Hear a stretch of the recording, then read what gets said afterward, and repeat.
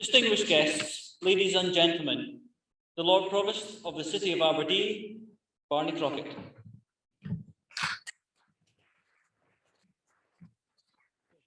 Thank you for that introduction, and thanks so much to all of you. I think it's a real inspiration to see such a large and lively audience to witness this, the culmination of the United Nations Association's work in preparation for COP26. I'll have a chance to say a few words later on, so I'll say very little just now, except to give you a very warm welcome and thank you very much for coming, and hand over to our organiser for this evening. Thanks very much, Joe.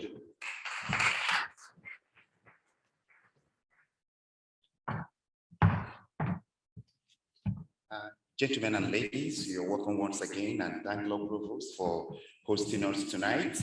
And the chair for this evening event is Dr. Dorothy Christiana. Dr. Dorothy Christiana is the chair of the United Nations Association Scotland and the chair of a steering committee from Paris to COP26. Dorothea is elected trustee of UNA UK, advisor Scottish University Insight Institute, consultancy working for himself, and working on new UN International Intergovernmental Conference and collaborations. Dorothea is an author and a PhD in UN. Please, I welcome Dorothea, the chair, to come on stage, please.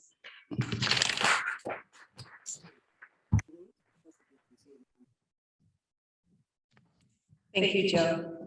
It is an absolute delight and honor to be here with you this evening.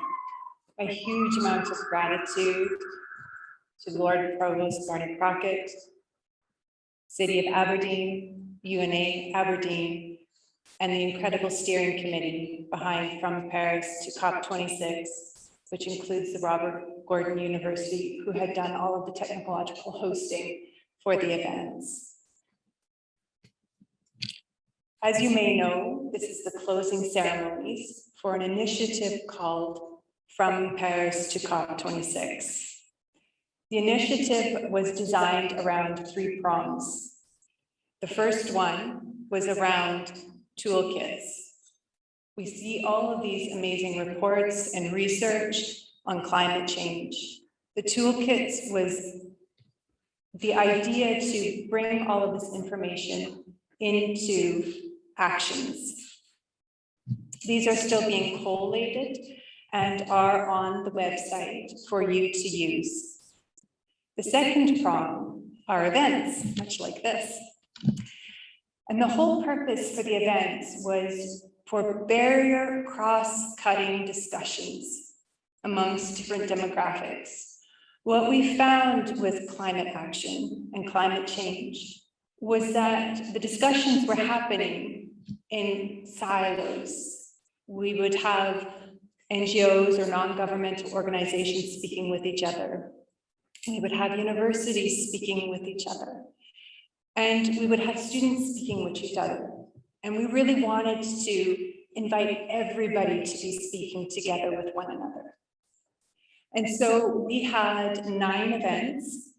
We had an opening ceremonies in September, and now we have the closing ceremonies this evening. In between that time, we had 7 different sector events, from finance to construction to health and well-being, and many more. And all of this was around climate action and climate change.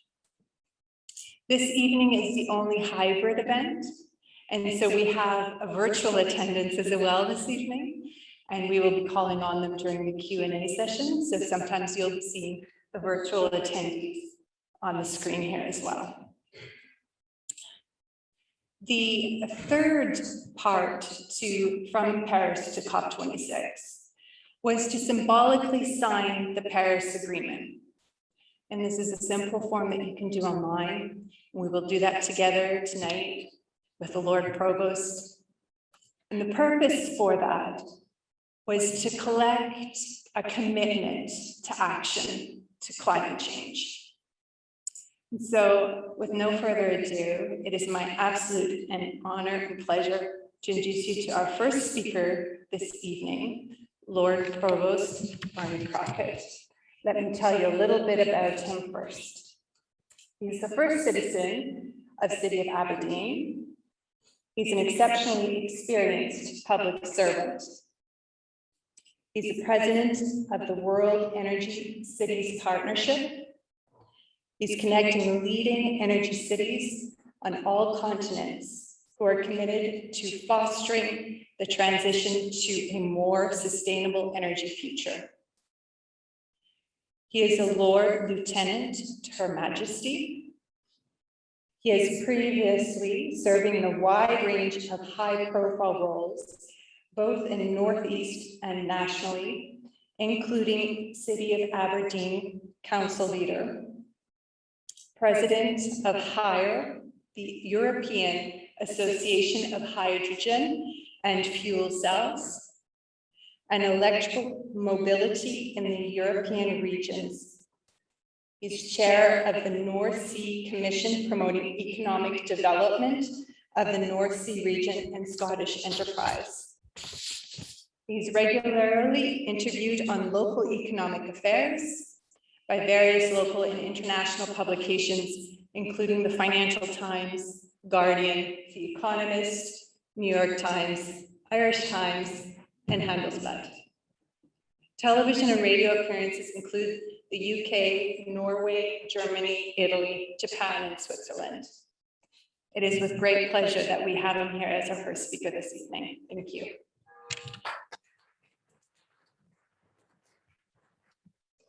Thank you very much. I didn't recognize myself in that. No doubt some of the Aberdonians here didn't recognize me either. They went down a few more things. But can I just say how proud I am as an Aberdonian to be welcoming the United Nations Association in Scotland to be here tonight. I think it's important to realise just how close the links of this city are to the United Nations and the role that we've played over so many years. I think the United Nations Association in Aberdeen will be keen to point out their own longevity, the very long-standing association, one of the very longest. But there are people here from organisations that have even a longer link with that than the United Nations organisation itself, because the United Nations existed before the United Nations organisation. It was originally the term used for the Allies in World War II that were opposing fascism. And Aberdeen made its own little historic contribution there, that we offered freedom of the city to the ambassadors of the United Nations of the time. And people who received the accolade included the ambassadors of the United States, Canada, and I think quite amazingly for the period, China. So we had a very young Chinese man got freedom of the city in 1943 for the contribution of starting the movement towards the United Nations. And people from Aberdeen played a very long-sighted part in that. And some of you may know some of the history. The principal of Aberdeen University at that time was a man of great international feeling, and also the secretary, I think he was the secretary of the university by that time, Mr. Taylor of the Taylor Buildings. Anybody that's been at Aberdeen University will see the Taylor Buildings. The Dr. Taylor at these buildings are named after was not only a pioneer of international relations, but later he served as one of the leaders of the World Council of Churches, and in particular, a few people here that I know from long-standing and we're very pleased, he was the leader of the Christian movement against nuclear weapons worldwide. So we've made a big effort to keep close to the United Nations. I also know there's more than a handful of people here today are in Aberdeen Rotary Club. Put up your hands if you're Aberdeen Rotarists, you know, here. Some of them are too cautious, but they again played a very big international role in all of this history. And it's fantastic to see people coming together in that line. Just to respond a little about Aberdeen, and the Paris Agreement in COP26. It will have seemed very easy some years ago to agree to the Paris Agreement. It's a long time in the future. We could do something, a long time before anybody catches up with us. But we really have to realize that change has to come, and people have to be at the center of that, and politicians have the responsibility for trying to make it happen. I hope that Aberdeen City is trying to do its utmost in that regard. You heard a few of the things there that about my own particular international role, but Aberdeen has tried to take a very broad approach to change, realizing that it's not just a matter of perhaps moving to more wind turbines. It involves every aspect of things that the council does and society does. It includes everything from trying to change our street lighting, to changing how we deal with waste, to changing our sources of energy, to changing our employment, to changing our housing. And I think that Aberdeen, that we have tried to play a role in all of that. And I think that that is getting some recognition, both locally and much more widely. Some of you will see today that there's a news of particularly our advancement in that towards a hydrogen-based economy, which is maybe controversial in itself, but is, in my view, an important part of the move towards energy transition. You heard it mentioned there that World Energy Cities Partnership cities committed to this. To give it into a secret, is that when I was first proposed for the presidency some years ago, I said that energy transition was an essential element if I was to accept. And I have to say that some of the cities, this was news, this was a new thought 4 or 5 years ago for cities that had based themselves on a successful fossil fuels industry. Some of them did raise a quizzical eyebrow, but the amazing thing has been the speed of change in that perception. And some of those who were maybe last to the party, some of those who were most reluctant to think in terms of energy transition, are now bending themselves to that in the most energetic way. And I think that's maybe a model for the world, that those who are last will have to strive to be first. That those who have maybe had the biggest legacy of using energy are going to have to be those who have the greatest proposals for change, because that's where it's going to make the most impact. So I'm looking forward to hearing from all the speakers tonight. I'm in particular looking forward to the questions that we may get, and I hope that we can have a very energized discussion. I have to say, scanning the room, I know a number of people here have very informed and strong views of every kind, and I hope that Aberdeen is the place where these arguments can be made most confidently and with greatest persuasion. So thanks again, everybody, and thanks again in particular to the United Nations Association Scotland for the work they're doing. Thank you very much. Thank you.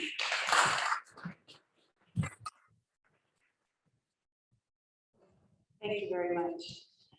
I'd like to now introduce our second speaker, who is going to be joining us through Zoom, Sir Richard Jolly. He's an honorary professor and research associate of the Institute of Development Studies at the University of Sussex. He was from 1982 to 1995, the Deputy Executive Director for Programs of UNICEF, with the rank of UN Assistant Secretary General. From 1996 to 2000, he was the Special Advisor of the Administrator of UNDP and Principal Coordinator of the widely acclaimed Human Development Report. After this, he became co-director of the UN Intellectual History Project, based at City University, New York, which led to a 16-volume history of the UN's contribution to economic and social development since 1945. Richard was the senior author of the summary volume, UN Ideas That Changed the World. Richard Jolly has served on the Council of the Overseas Development Institute from 2001 to 2006, was a trustee of Oxfam and chairman of the UN Association of the United Kingdom. He was made Knight of the Order of St. Michael and St. George and knighted by the Queen in 2001. He has written and been a co-author of over 20 books. It is my absolute delight to welcome Sir Richard Jolly. I will just make my few remarks, but they're under the theme that the UN actually has had much more influence than people realize, because too often the newspapers concentrate on the Security Council, and the Security Council is important, but it's actually where governments disagree most of the time. So the newspapers present the disagreements and so forth. Actually, we did, as you kindly mentioned, a 16-volume history of the UN.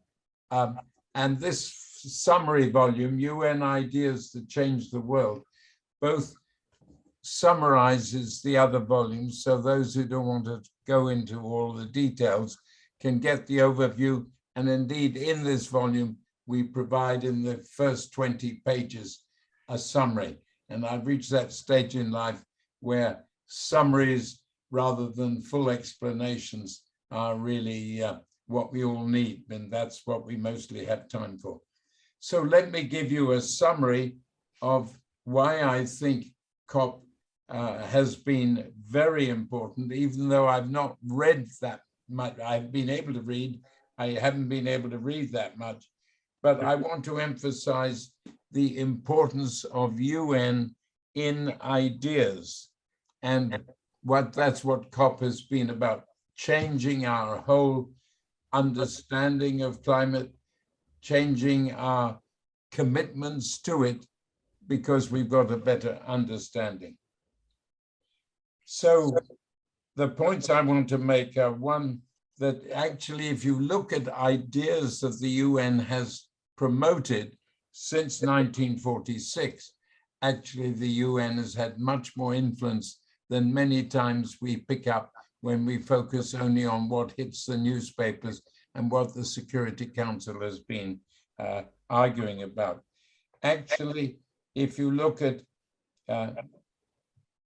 and not just what goes on in New York or in Geneva, but what goes on in the World Health Organization, okay, that is based in Geneva, in UNEP, Environment Agency, which is based in Nairobi, the FAO, the Food and Agriculture Organization, which is based in Rome. Indeed, the UN has country offices in most countries of the world. And that's where a large part of what the UN in very practical terms is doing.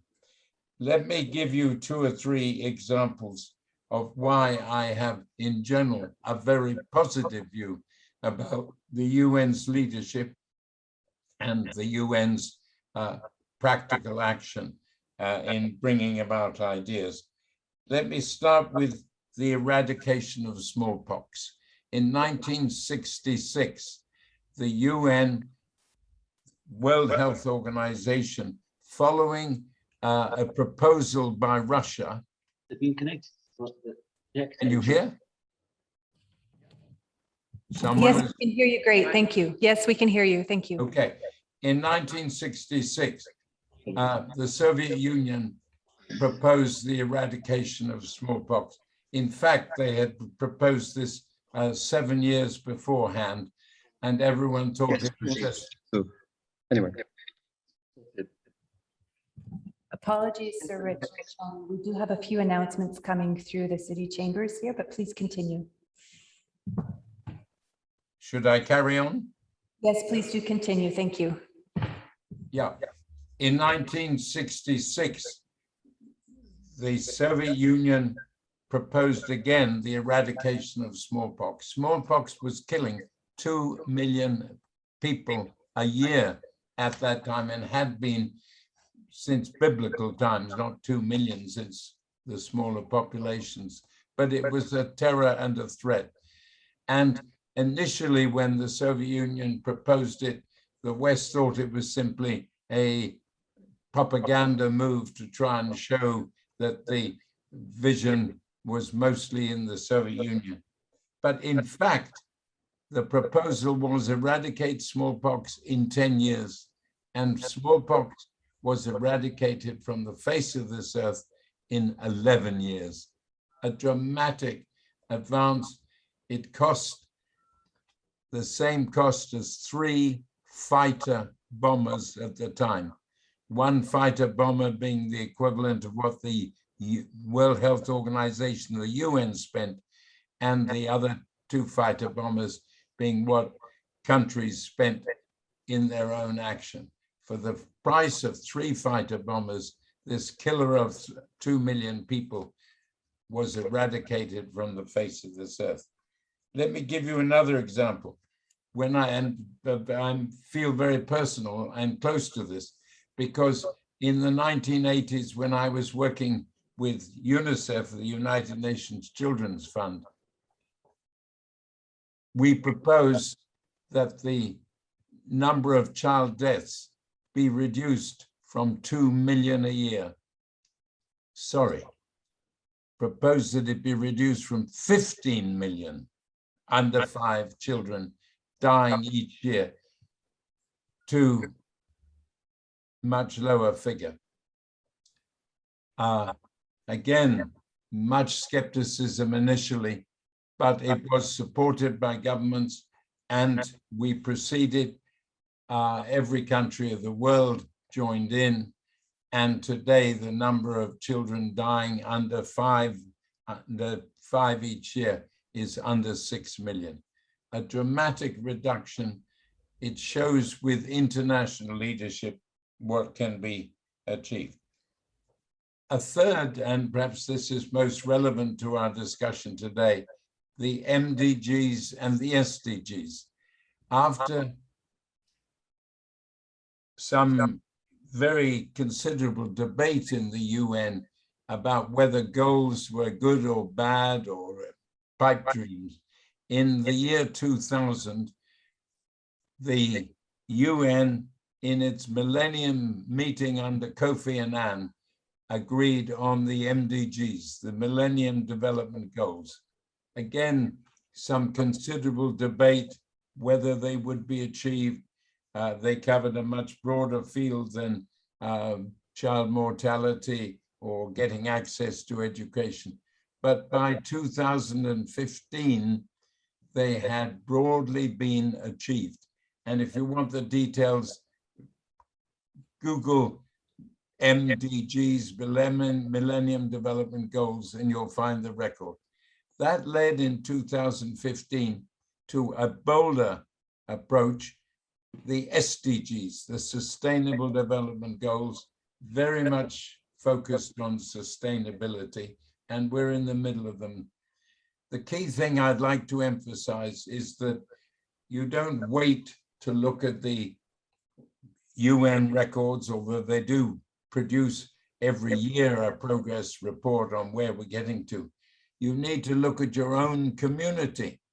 And I'm very proud of the fact that Lewes, Sussex, a town of 19,000 where I live, has got attention to the Sustainable Development Goals. They had a meeting in the town hall. They had a very impressive meeting for girls, 10 girls from each of the 10 schools in Lewes. And they both looked at the MDGs and the SDGs, but they also said, where would they like to see Lewes and their own communities be in 2030? And each table produced a written report, not that long, and they were all put together to be taken out in 2030 and seen where we've all got to. If goals, my point is, if goals are to be real, UN goals, we must have an international dimension, but we must say, how do they link also with community action in your community, in your town, wherever it be.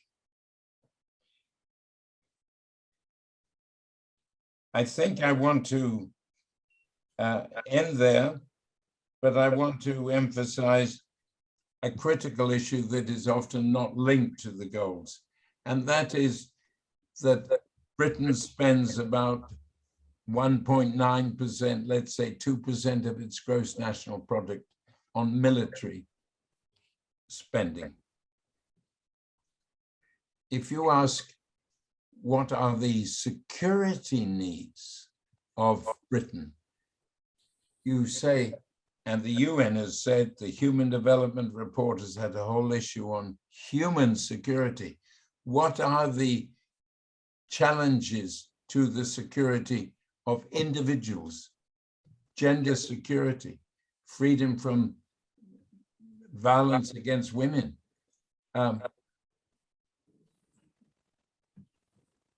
challenges to disabled people, challenges to children, challenges to older people.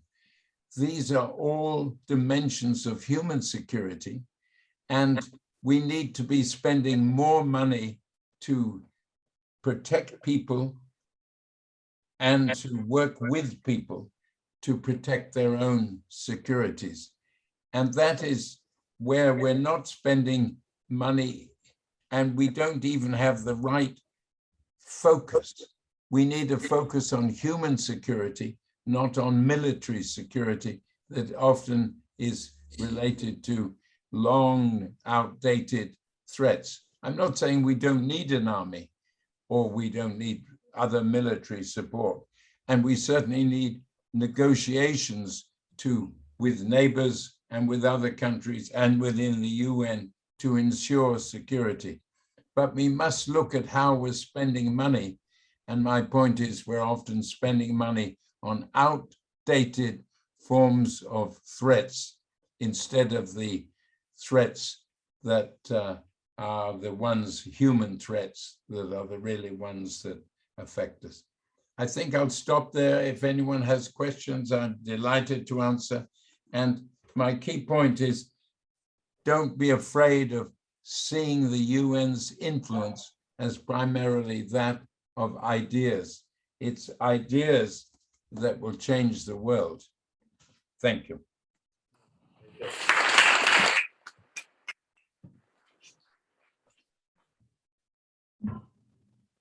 Thank you, Sir Richard John. That was very interesting and very inspiring. And I see comments in the chat box coming in from our virtual attendees, making similar comments like the one we saw from Amanda just come in. Thank you very much. It is my pleasure to introduce our third speaker for this evening, Angela Watt. She is the founder and CEO of Resonate Together, board trustee at the Association of Chief Officers of Scottish Voluntary Organisations. She's the board of trustee for Social Enterprise Scotland.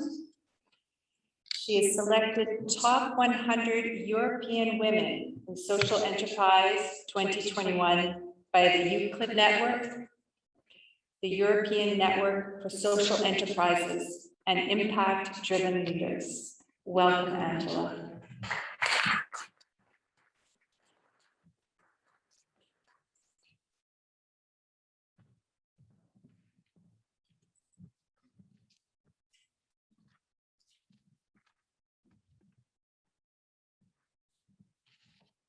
Hello there, everyone. What an evening.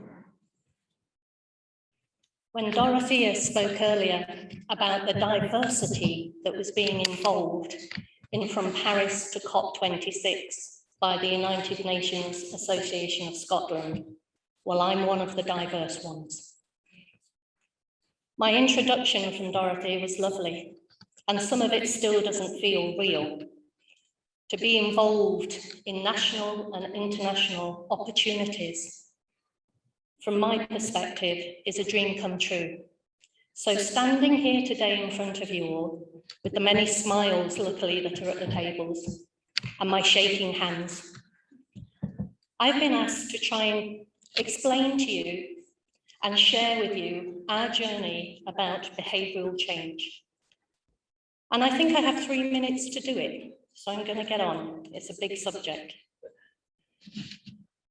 I want to first start with information overload.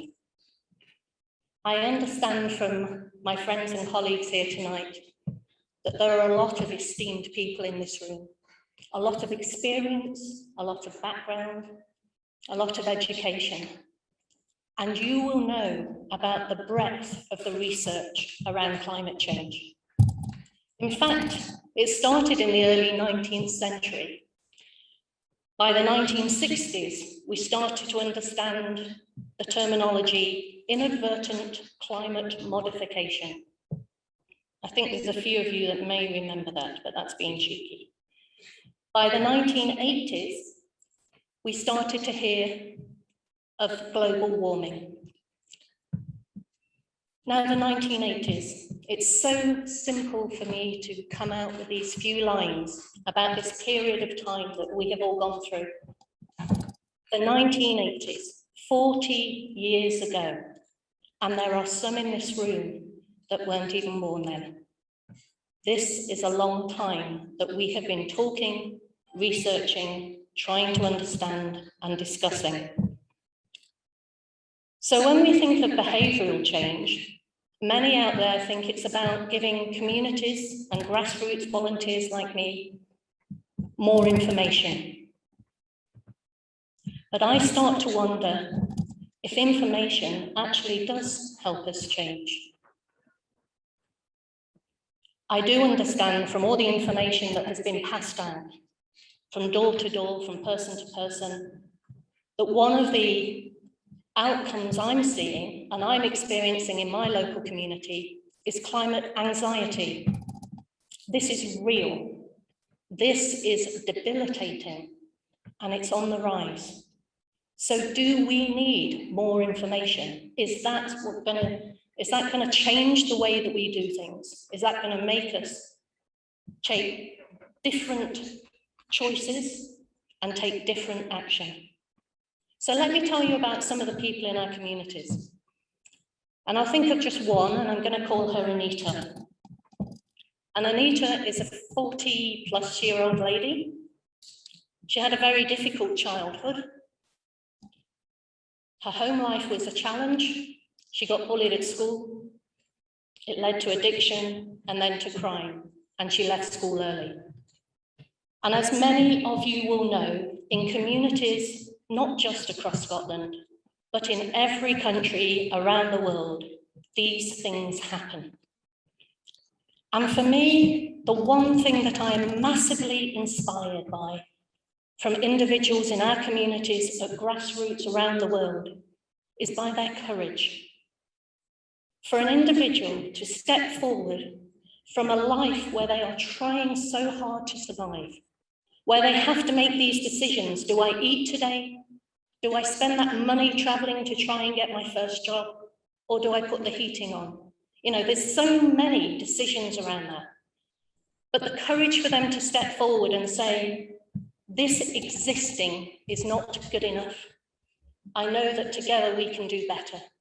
So the bravery of so many hundreds of thousands of people around the world in these communities of stepping forward, I just think is an incredible momentum.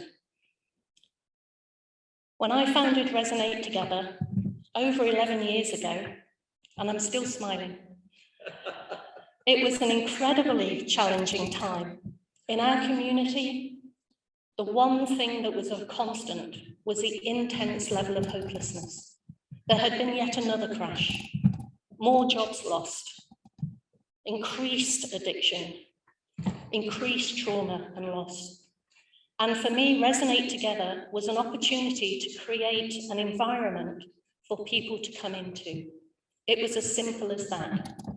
So what did we do? We started off by listening. It was almost trying to go on this intuitive journey. After I went to the banks and the various organisations that help community groups, and there's hundreds out there, it's a really strong sector. But I came back and I was told, write a 5-year business plan. And I remember sitting down with my mum one evening, because we always put the will to rights. And I sat there and said, right, 5 years business plan, how do we do this? And we look at what people need now, what people will need in a couple of years, and where they're trying to get to in 5 years. And so I discussed this with my mum, and I said, well, what people? How do we know? When you're in a community that has such disconnect, how do individuals know what they actually want? So Resonate Together became this organisation of listening. The first 2 years was just about trying to find our voice, trying to understand and communicate. And we innovated, and we had great fun, loads of cups of tea and cake. It was incredible. But we also made mistakes. We fell over, and we kept pushing those boundaries and making more mistakes. But we knew that there was something going on here, some sort of human evolution. And we understand from the climate crisis that we actually need a revolution in this situation. So let me share my findings at Resonate, all the work that we did over the last 11 years. I want to share this with you and come down to just one point. And for me, somebody who often talks at length about the passion in community, being able to say this one point I want to share is quite an achievement for me. And it comes down to the space that we occupy. And what is this space I speak of? To me, the very first thing that we need to do when we are considering behavioural change is to actually change the environment around us, the energy that is in the room, and the atmosphere in which we are connecting and setting our meetings. I understand from previous speakers that there's a number of people here tonight that are representing a number of different religions. And one thing that we know for sure is many of the decisions that communities need to work to are not designed from within. So it makes it very difficult when we're talking about local communities on a global network, trying to understand what is needed by them, when in fact others are making the decision for us. Also in these conversations, we know that these traditional groups of support, when you're talking about money or when you're talking about professionals, experts in the room, we're susceptible to influence. And when you're in a situation where you really intensely feel hopeless, you start to lose the power of your voice. And with that loss becomes quiet. So when an expert comes in and says that you need to change your beliefs, you need to do things differently, you really do believe them, but you don't have the courage and the energy to stand up and say, well, could we meet in a way? Because you just want something to work for you. So when we talk about behavioural change, from my perspective, it's not just about sharing more information. It really is a focus on our relationships. And Resonate Together now understands after these 11 years that the most important out of the 3 relationships is the relationship with yourself. If an individual starts to understand they do have a voice and they can make the choices for their own lives and for their community, they find the motivation on which to do this. The second most important aspect of relationships is the relationships with others. So when you are in a room across the desk with someone, please dig deep and find that authenticity. And let's really try and bring these relationships together, because we can make sure that our behavioural change is a positive step forward. And the third relationship is a relationship with the natural world. Through our programs, we are doing so much more outdoor activity, connecting with nature. It feels as if it's starting to become our own. You know it was happening because it's in the information, but now you feel it. And that feeling that we have is by far the biggest motivator we will ever get. Because now, as grassroots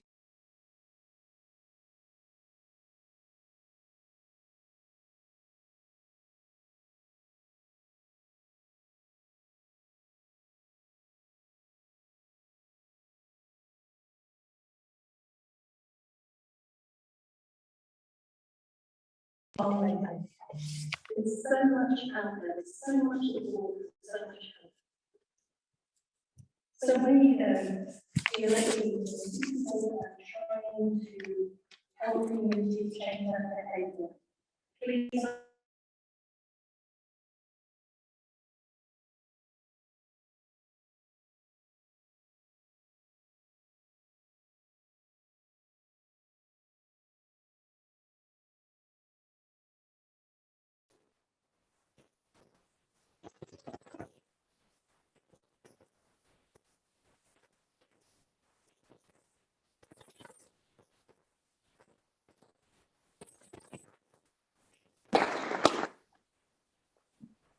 Thank you very much, Angela. It was really great and refreshing to have that grassroots perspective in place. It's been an incredible evening because we've heard local council, we've heard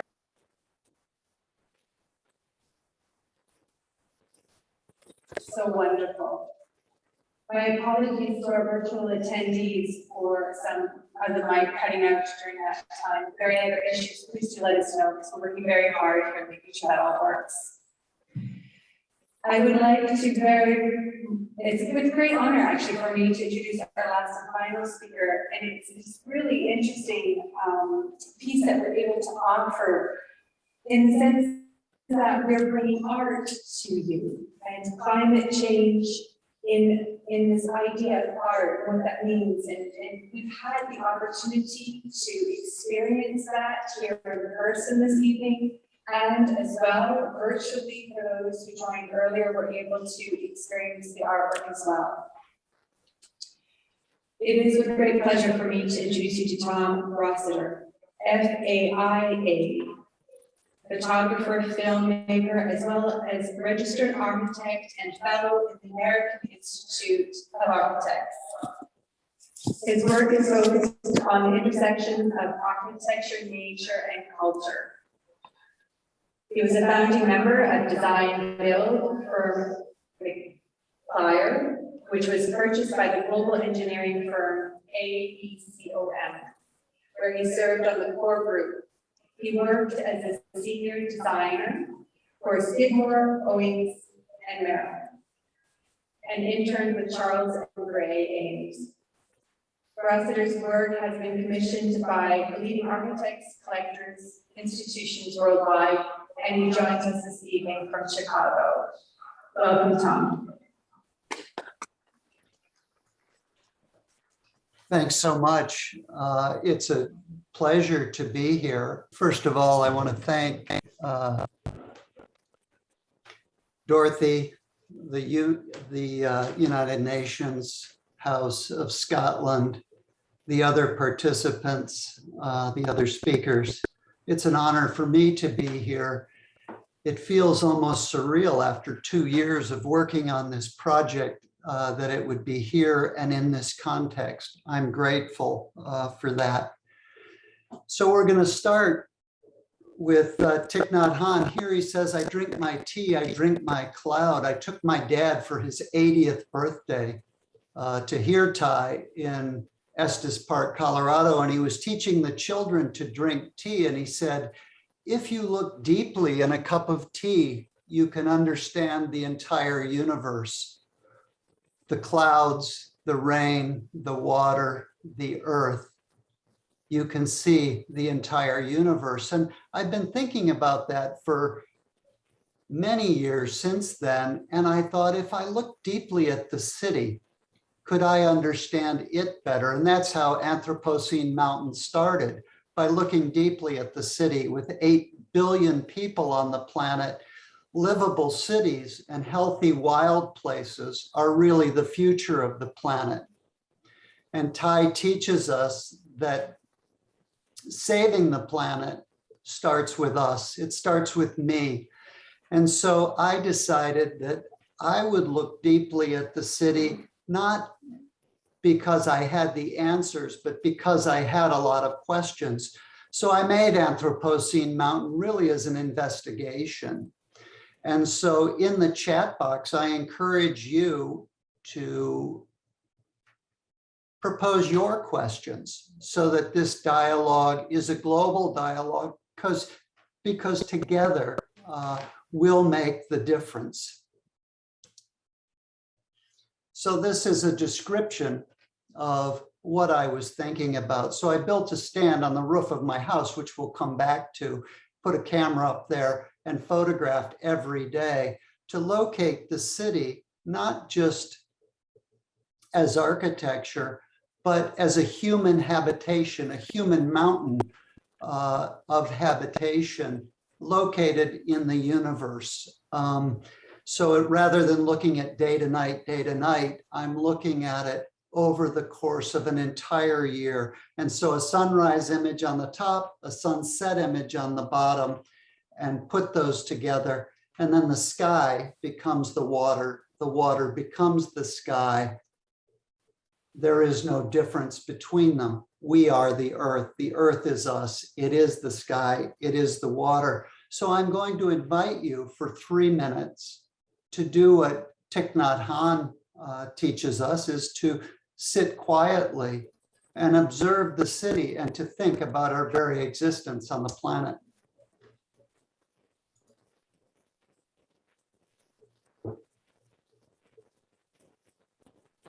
It is a bit unnerving to sit quietly in a big group, to be giving a presentation and to just have to sit and to breathe.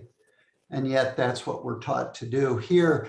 So one of the questions was, how high will the water rise? Will the world be consumed by fire? If we turned out the lights in the city, could we see the Milky Way? Here we look at the critters, the birds, and I asked myself about extinction rates. People are saying that as many as 20,000 species are going extinct a year. Others say that's grossly overstated. But the issue isn't how many. The issue is, can we make a planet where we live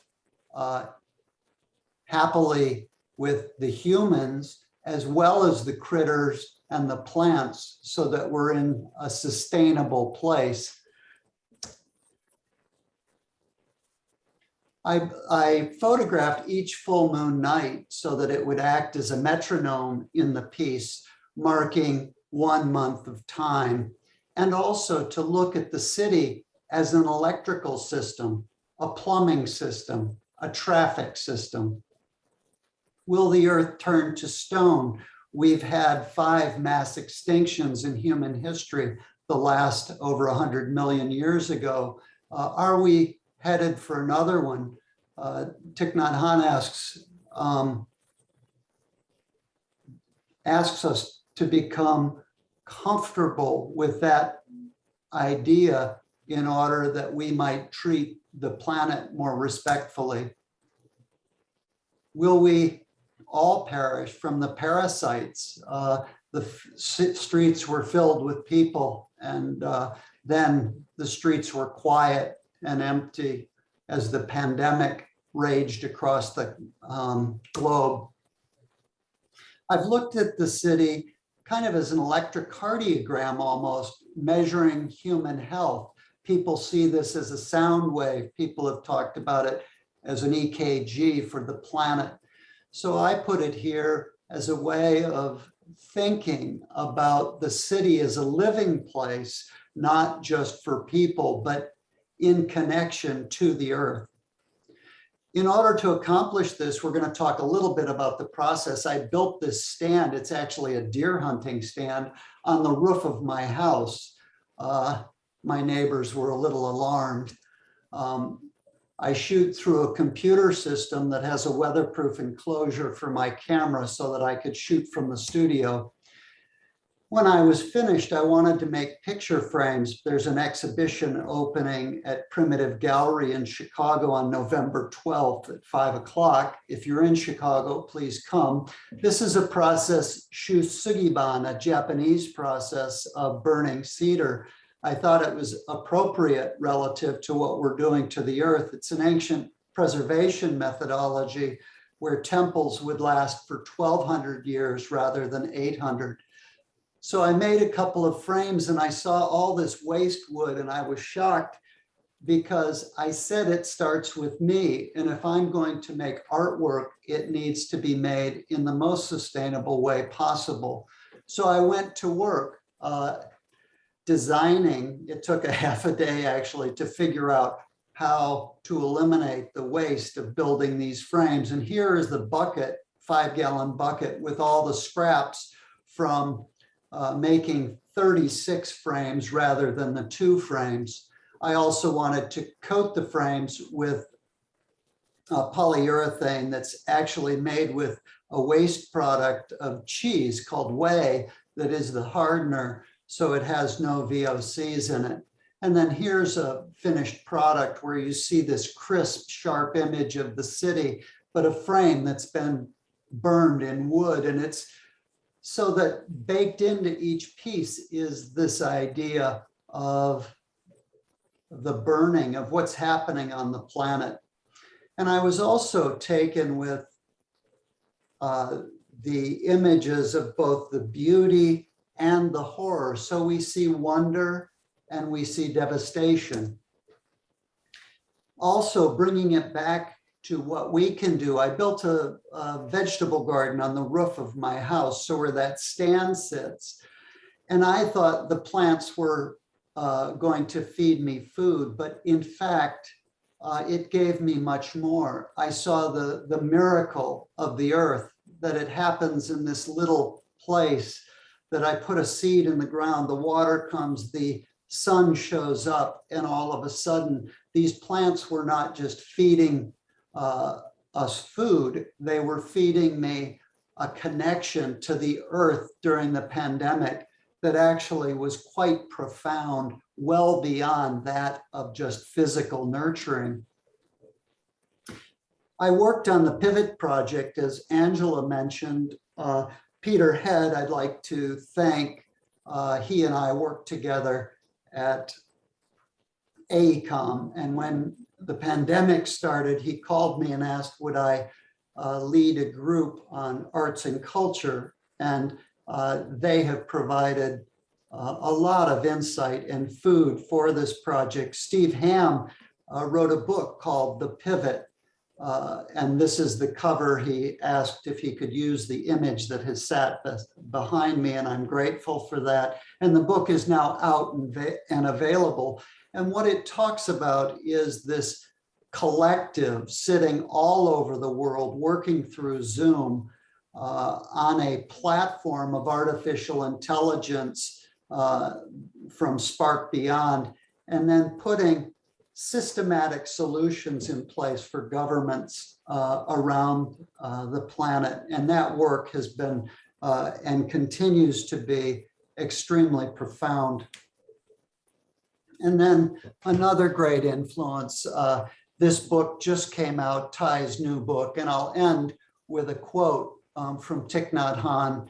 It's my conviction that we cannot change the world if we're not able to change our way of thinking, our consciousness. Collective change in our way of thinking and seeing things is crucial. Without it, we cannot expect the world to change. Collective awakening is made of individual awakening. You have to wake yourself up, and then those around you have a chance. When we ourselves suffer less, we can be more helpful, and we can help others to change themselves too. Peace, awakening, and enlightenment always begins with you.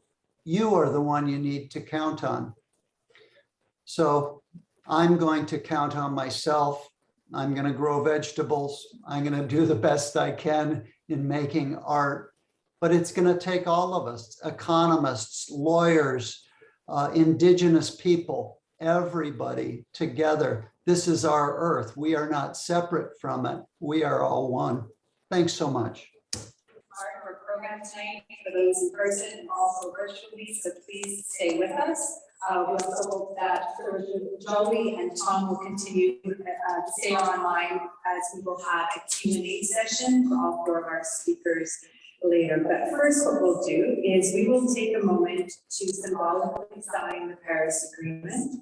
We will have Lord Provost Crockett sign the certificate, and we encourage all those attending virtually.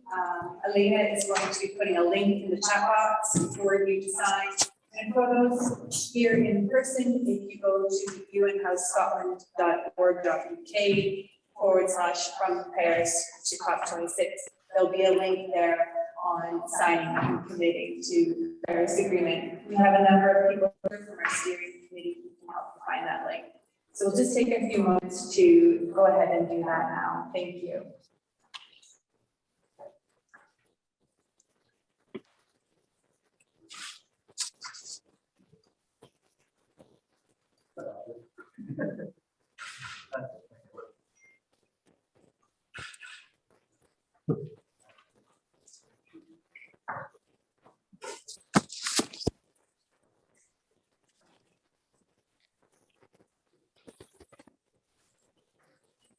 Thank you.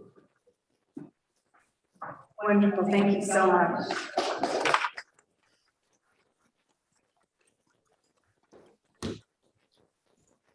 So to our in-person attendees and those here, we're just going to take a short break for a few moments. For those online, if you'd like to check out our YouTube channel and our toolkits, Elena will post both of those links there for you.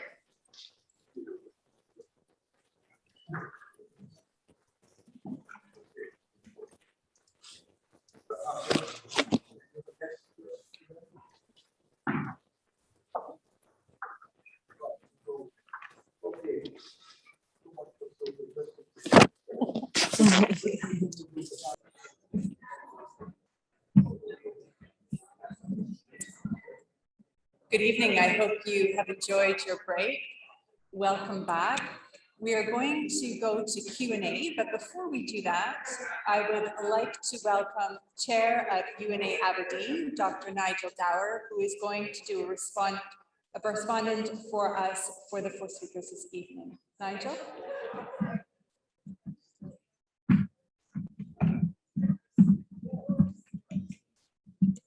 Thank you, Dorothea. I don't really want to stop talking a bit, but I'd like to be heard as well. So, interesting dilemma there. Yes, we thought it might be appropriate for me just to make a few general remarks, not only about the 4 excellent speeches we've heard this evening, but also about the whole program.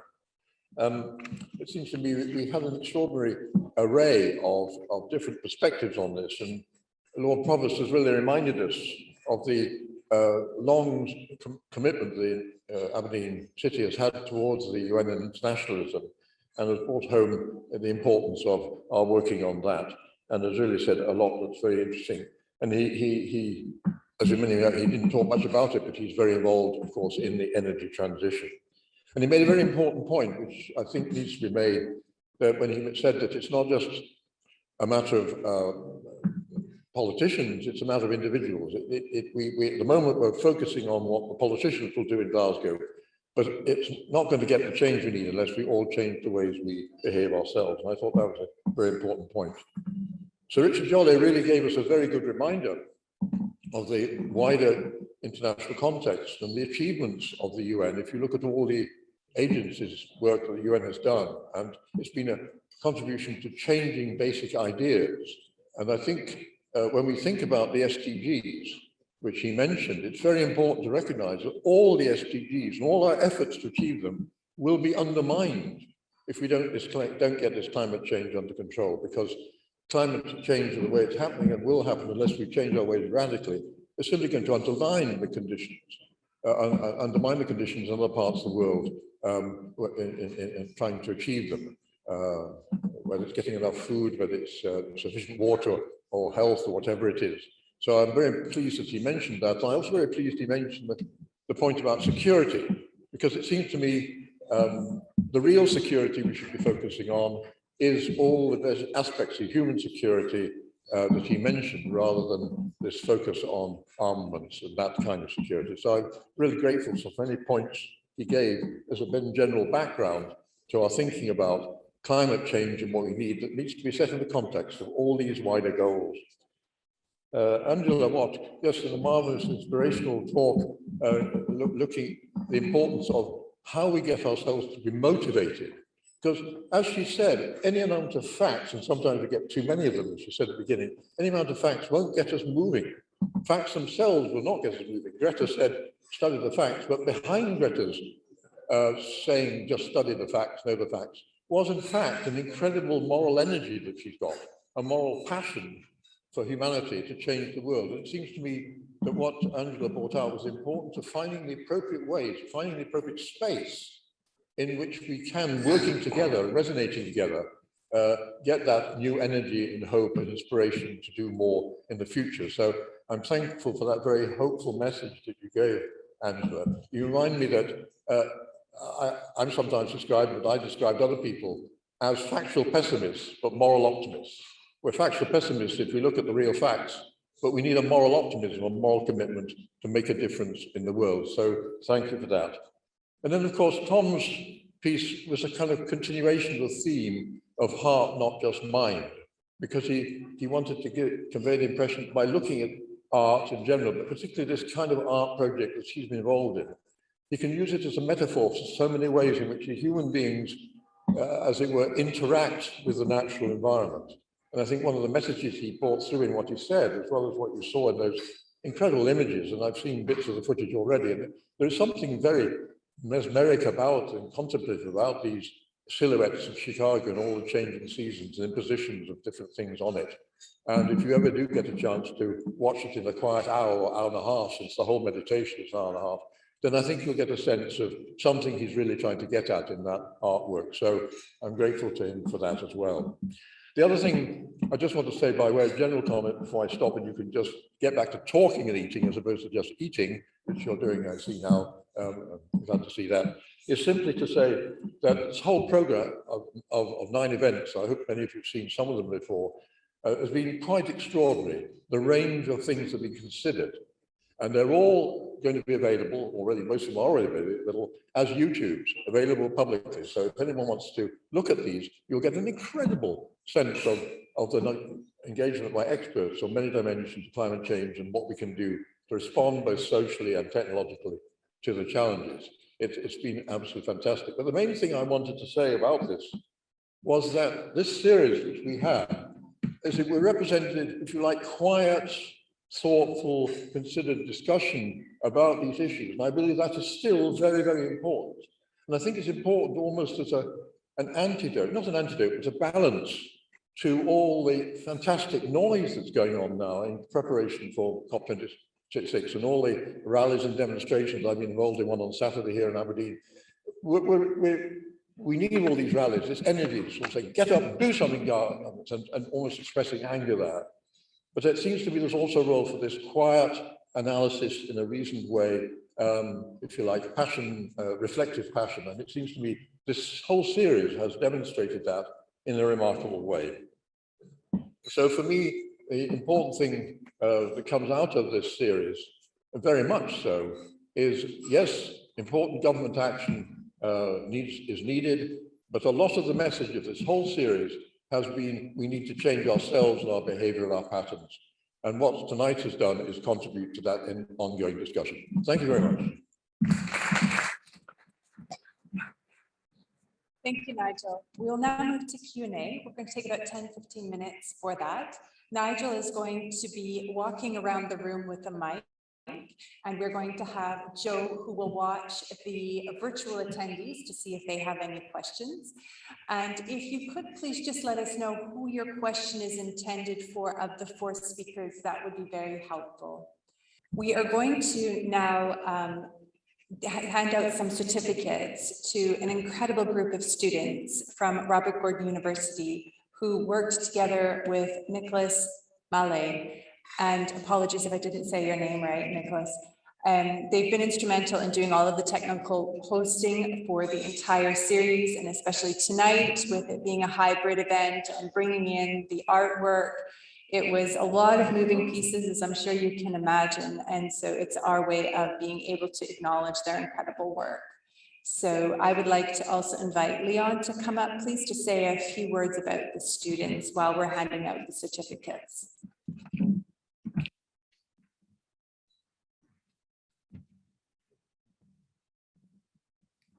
So thank you very much. This is a great occasion. Very important event. I'm a lecturer at Robert Gordon University. I'm the course leader for oil, gas, and renewable energy law. And I'm very happy to see that some of our students have been working behind the scenes tonight to make this event possible. And I'm very proud and very pleased to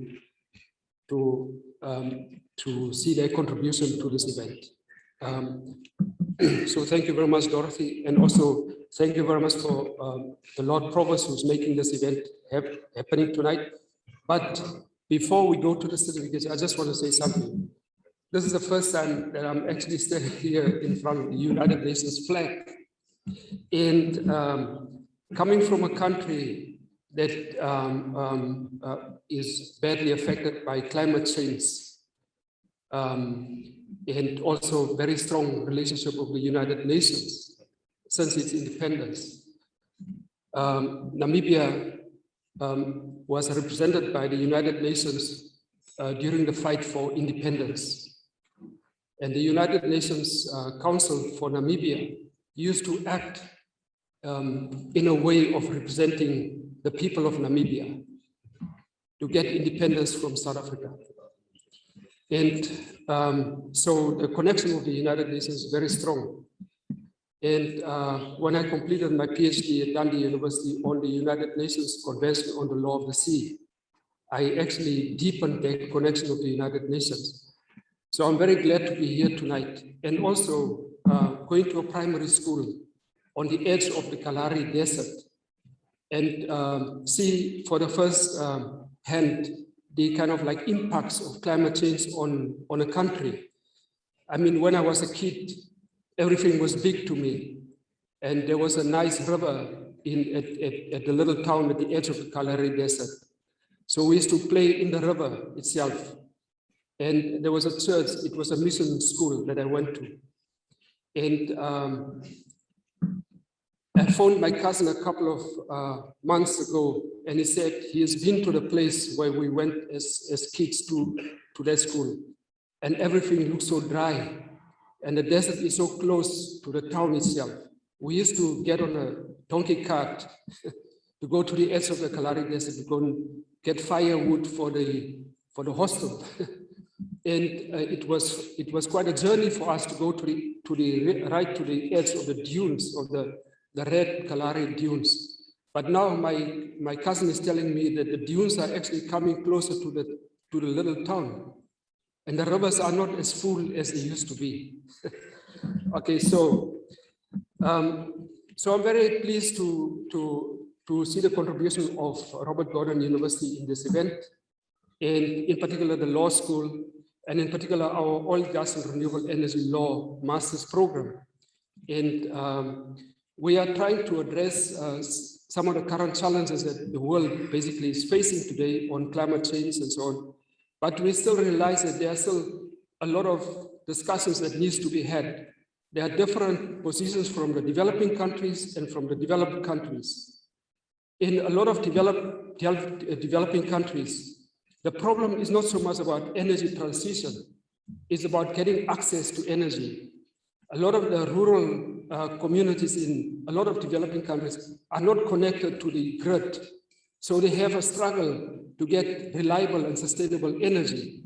And we're talking about energy transition. So I think those kind of like debates will come forth in the climate change meeting.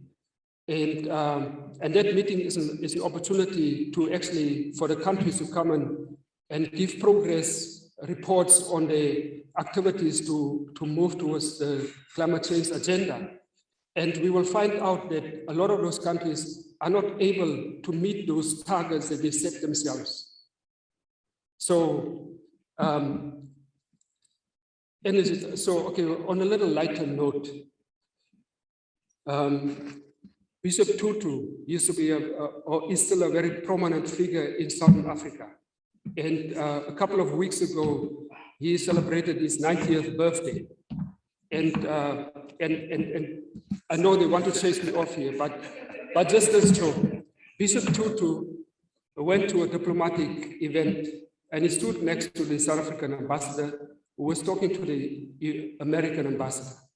The American ambassador told the South African ambassador, you see, we are always first, another man to the moon.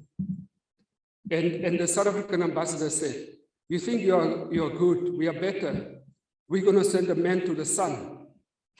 And the American ambassador said, how can you do that? He said, we're going to send him by night. So on that note.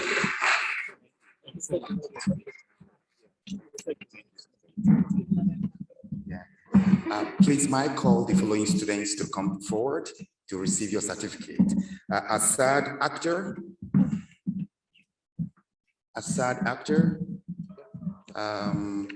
Someone could receive, are you from RGU? You could come up and receive for Assad. Yeah. The next person is Confidence Amuder.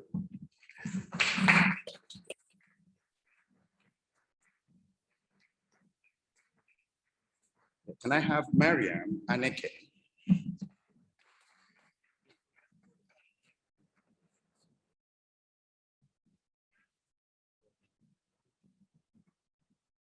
Uzochukwu Ekocha, please can you make your way?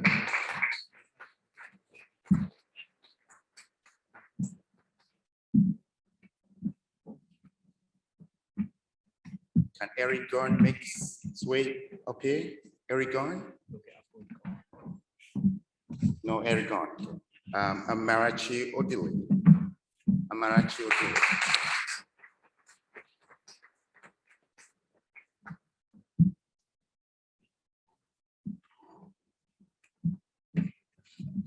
Can I have Allison Taylor?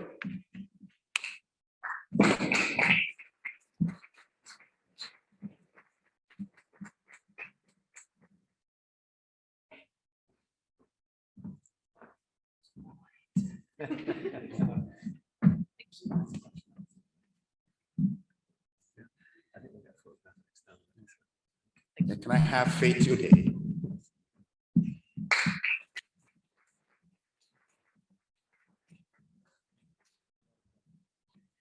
Please, all the recipients of this certificate should make your way to the other hall there to take a full picture of the Lord Provost. Thank you. Thank you.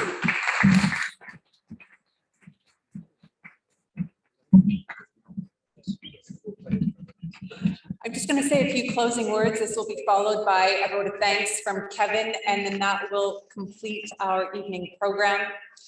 I just wanted to share a quick little bit of analysis from our feedback that we've received throughout the program, throughout the 9 events.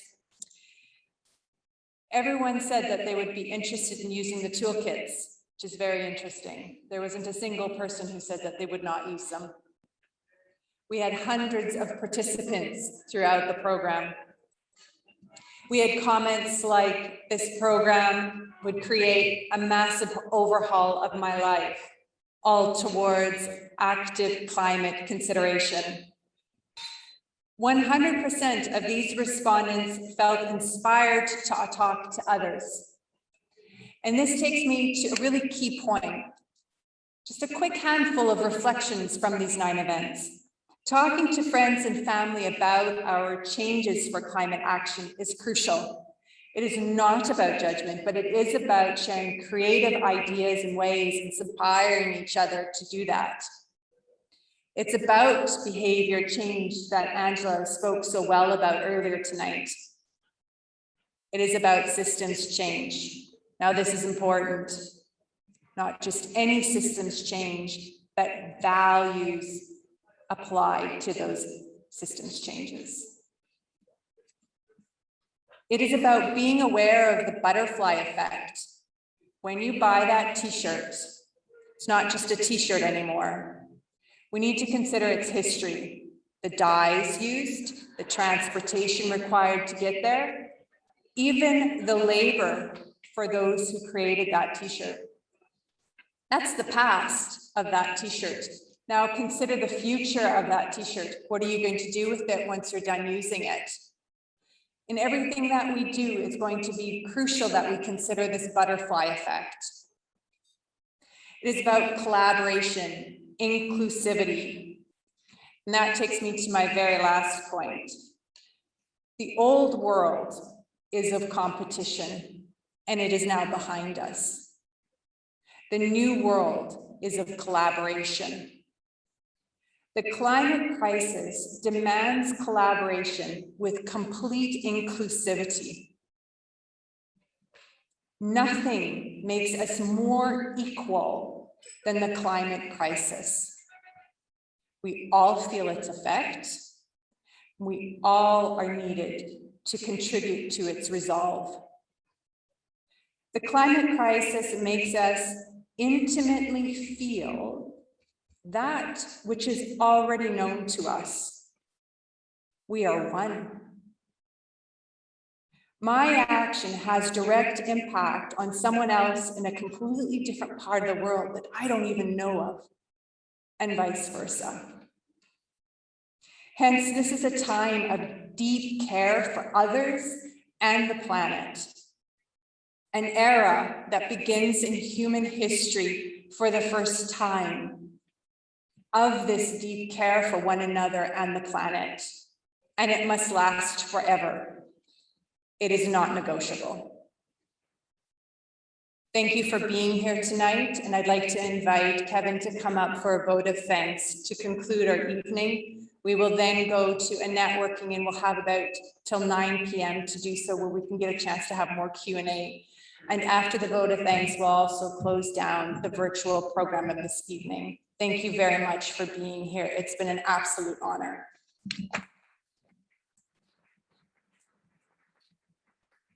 Thank you very much. This is going to be a long vote of thanks. There's a lot of people to thank, and it's very important that everybody who took part in this is thanks for all the hard work that they've put in. So I'm going to start with Dorothea, who's actually chaired this wonderfully amidst all the technical hiccups, and has introduced all the speakers very well and has given them full credit for all their CVs. And I'm always very impressed with that. I always think it's one of the most difficult jobs, particularly when you've got equipment going wrong all around you, and also equipment going right as well, I should say, because that's somebody else who's going to thank later on. I'd like to thank, very importantly, Barney Crockett in his role as Provost and also Lord Lieutenant for all the work that they've done behind the scenes and all the coordinating he'll have done with the staff here at Aberdeen City Council. And perhaps one of the things that I remember from what he said was that Aberdeen is ahead of the situation in recognising the United Nations. I never realised the United Nations actually existed during the war, but that's something that he's taught me tonight. Thank you very much for that, Barney. I know he's a great historian as well, and that's one of the things he'll have enjoyed researching. I'd like to thank Sir Richard Jolly. I actually knew Sir Richard when I was on the board of the United Nations Association myself, and he was perhaps quite unique in many ways that a member of the board should be, because I know there are many other special people on boards of directors across the UK. In that not only was he excellent at putting across his views in terms of international relations and also in terms of governance, but he was also very personable as well. And I think that that's something that's very much to his credit. I'd like to thank Angela Watt from Resonate Together, and also because of her links with SCBO. It's a wonderful organisation, incidentally. And I look forward to when SCBO, just a hint incidentally, actually revives the gathering live, because I really enjoyed going to that event, and I'd love to go to it again, perhaps represent the United Nations Association Aberdeen branch at those events. So thank you for your wise words, and particularly what you said about trust and kindness. I think that that's something that's very important. Like to thank Tom Rossiter, the artist, and introducing to us the importance of beauty in the city and beauty in meditative art. And it was great to see that on the show before the conference today. I'd like to thank Dr. Nigel Dow. I think I'd like to thank him personally, because he's one of the ones who actually enthused me in terms of the United Nations Association I saw this information in the library about an organisation that was involved in a wide range of issues on the environment, in terms of politics, in terms of international relations, in terms of defence and security. And there he was actually infusing it. And I get these phone calls and I get these emails and I get these texts, and he's kept me infused. And I thank him for that. And I thank him for all the hard work that he's done behind the scenes. Now I've got another long list of people. The caterers, wonderful food tonight, beautiful food tonight, and brought in at the right time just to sort of revive us before the discussion ahead. So thank you very much to the caterers. I hope you're listening, because that was wonderful food, well presented and well done, and served at the right time. We mentioned the Lord Provost for hosting, and also there's a whole team in Aberdeen City Council who've been involved. We've got Gary Watson and Gail Mayer and Stephen Smith and Fiona Mann and Hamid, the caretaker. And caretakers are very important, because the caretaker is going to get us out of the building at the end of the night so we get home to our families. And I think that's something that's very important for us all, particularly when we're so involved in international issues. Also thank Nicholas Morley from Robert Gordon's University and his students, who for this and other events have provided the technical Zoom backup. And that's something that's proved very crucial in these times of the pandemic. And we mustn't forget that we've come along tonight, but some people didn't want to come along tonight for various reasons, or couldn't come along tonight. And it's important to be inclusive as possible. And those people involved in the Zoom have made that work tonight.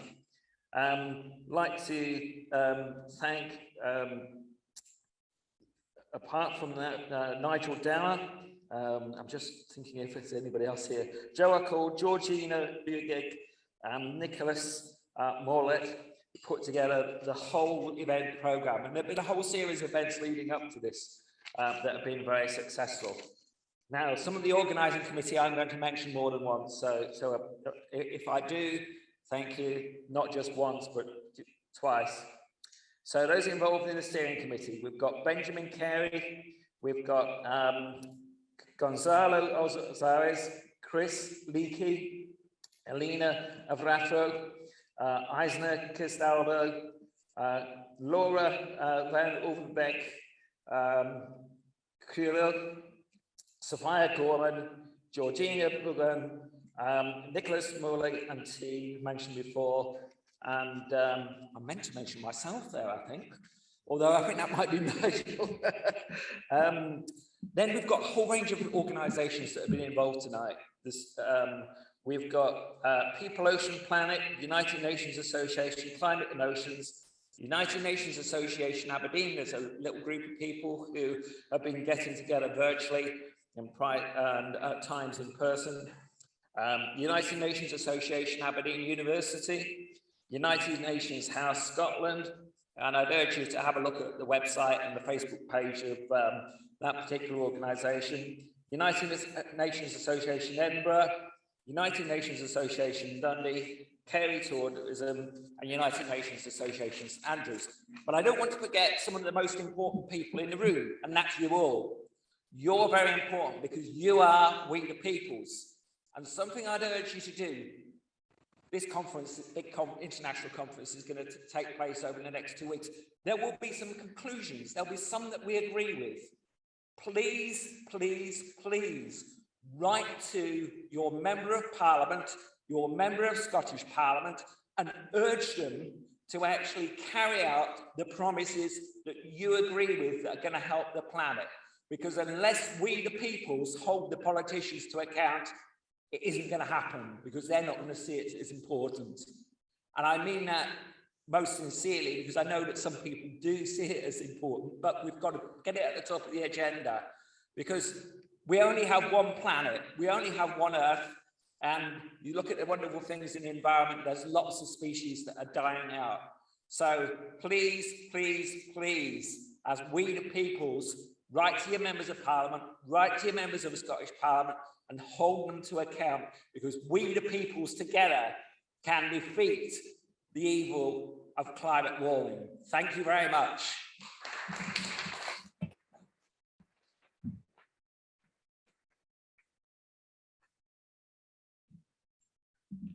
Thank you, everyone. That concludes our evening.